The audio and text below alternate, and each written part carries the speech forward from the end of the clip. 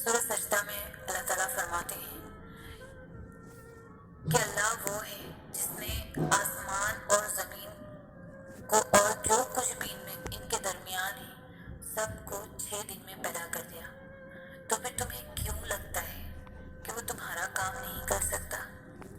یا تم ایسا کیوں سوچتے ہو کہ جو مانگا ہے وہ تمہیں وہ چیز نہیں دے سکتا؟ اس کے خزانوں میں کبھی کمی نہیں ہوتی. وہ آسمان سے لے کر زمین تک ہر کام کی تدبیر کرتا ہے.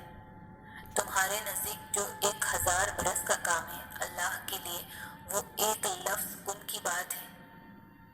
کائنات جو بھی کہے اپنا یقین پختہ رکھو، کیونکہ یقین والوں کے لیے وہ قرآن میں فرماتا ہے کہ اگر اللہ کی مدد تمہارے ساتھ ہے تو تمہیں اور کس کی مدد کی ضرورت ہے؟ اگر اللہ تمہیں تھام لے تو کس کی اتنی جرأت کہ تمہیں گرا سکے؟ اگر اللہ سفارش سن لے تو کس میں اتنی ہمت کہ وہ انکار کرے؟ اور اگر اللہ ہی سفارش نہ سنے تو ان لوگوں میں سے کون یہ بل بوتا رکھتا ہے کہ اس سے اپنی سفارش منوا لے؟ جب تک اللہ تمہارے ساتھ ہے تب تک نہ کوئی تمہارا کام بگاڑ سکتا ہے اور نہ تمہیں ہرا سکتا ہے. جب وہ کسی چیز کا ارادہ باندھ لیتا ہے تو کائنات کی کوئی چیز اسے روک نہیں سکتی. پتہ ہے اللہ کو راضی کرنے کا سب سے آسان طریقہ کیا ہے؟ نماز.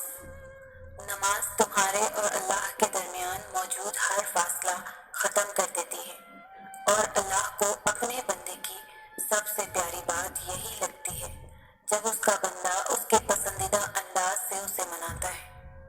جب تم اللہ کی محبت کا حق ادا کرنے کے بعد اپنی محبت کی آرزو کرتے ہو نا، تو اللہ اس آرزو پر ایک دم کن فرما دیتا ہے اور پھر کہتا ہے کہ تو نے مجھے میری پسند سے راضی کیا ہے نا، تو میں بھی تجھے تیری ہی پسند سے راضی کروں گا. کائنات میں کوئی بھی عمل اور کوئی بھی عبادت ایسی نہیں جو نماز کی طرح اللہ کو فوراً تم سے راضی کر سکے. اللہ کے نزدیک نماز سے زیادہ محبوب کوئی عمل نہیں، اور جو اس کے محبوب کو اپنا محبوب بنا لیتا ہے نا، اللہ اس سے بے حد محبت کرنے لگتا ہے.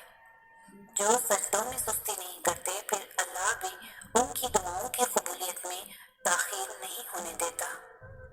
نماز آزمائش میں اللہ کی تمہارے لیے سب سے بڑی پناہ گاہ ہے، اور جو اس پناہ میں ہوتے ہیں ان کا بڑے سے بڑے طوفان بھی کچھ بھی نہیں بگاڑ سکتا. وہ ہمیشہ اللہ کی حفاظت میں رہتے ہیں.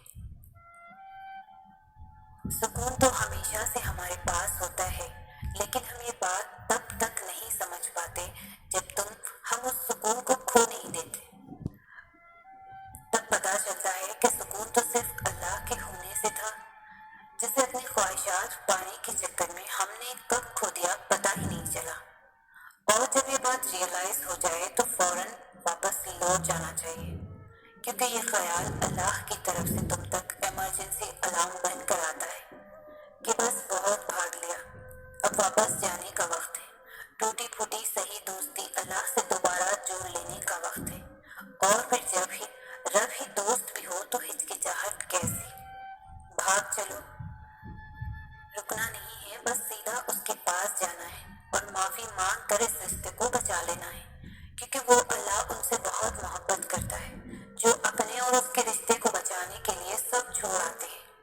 اور وہ بڑا مہربان دوست ہے، وہ فوراً معاف بھی کر دیتا ہے اور وہ سب واپس بھی لوٹا دیتا ہے جو تم نے اس سے دوستی کی خاطر قربان کر دیا ہوتا ہے. پتا بھی نہیں گرتا اور اللہ کو خبر ہوتی ہے. ابھی دل میں خیال اور لبوں پر وہ دعا آئی بھی نہیں ہوتی، مگر وہ پہلے ہی جانتا ہے کہ ہم وہ دعا کرنے والے ہیں. وہ تو ان کی بھی سنتا ہے جو بول نہیں سکتا، اور اس کی بھی دعا قبول کرتا ہے جس کے ہاتھ نہیں ہوتے کہ وہ ہاتھ اٹھا کر مانگ سکے.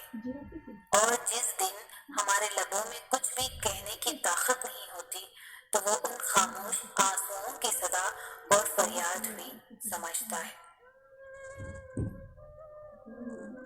وہ دیتا ہے بے شمار بے حساب، آپ کے ناشکر پن کے باوجود بھی دیتا اطمینان نہیں جتاتا، ہاں پر آزماتا ضرور ہے، اور اس کی بھیجی ہوئی آزمائشوں میں کھڑا اترنا آسان نہیں ہوتا، تو پر یقین مضبوط ہو تو مشکل بھی نہیں ہوتا۔ وہ تمہاری اور تمہارے ایمان کی حفاظت کرنے والا ہے۔ جب تم اسے دعا مانگتے ہو، اسے اپنے ایمان کی حفاظت مانگتے ہو، وہ اس ایمان کو تمہارے لیے مضبوط کرتا ہے اور وہ تمہیں اور مضبوط بناتا ہے۔ بس یہی خاص